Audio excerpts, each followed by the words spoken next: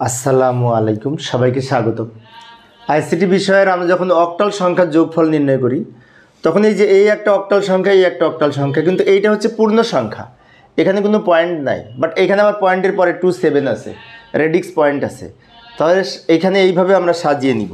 আমরা যখন সমাধান করব তখন কিভাবে সাজাবো লক্ষ্য করি।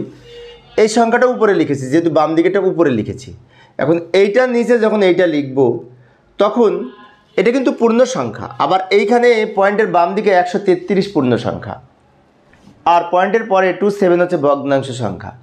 তাই এই যে 133 ওইটা এইটার নিচে লিখবো, অর্থাৎ এইটার নিচে লিখবো ডান দিক থেকে। এই যে এই 2-এর নিচে লিখবো 3, তারপরে এই 3-এর নিচে লিখবো এই 3, আর এই 4-এর নিচে লিখবো 1, অর্থাৎ পয়েন্ট এইখানে লেখার পরে পয়েন্টের পরে এইটার সাথে মিল করে সাজাবো। আর পয়েন্ট দিয়ে এই 27টা ডান দিকে আমরা দিতে পারি, ডান দিকে লিখতে পারি এইভাবে।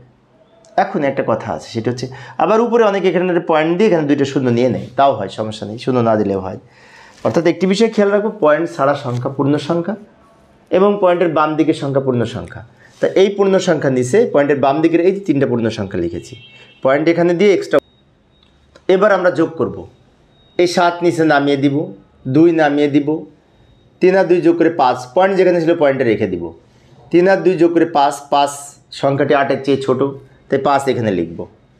2 আর 2 যোগ করে 3 আর 3 যোগ করে 6, 6 সংখ্যাটি 8-এর চেয়ে ছোটো, 6 এখানে লিখব। 4 আর 1 যোগ করে 5, 5 সংখ্যাটি 8-এর চেয়ে ছোটো, তাই 5 এখানে লিখব। আবার এই 5 নিচে নামিয়ে দিব।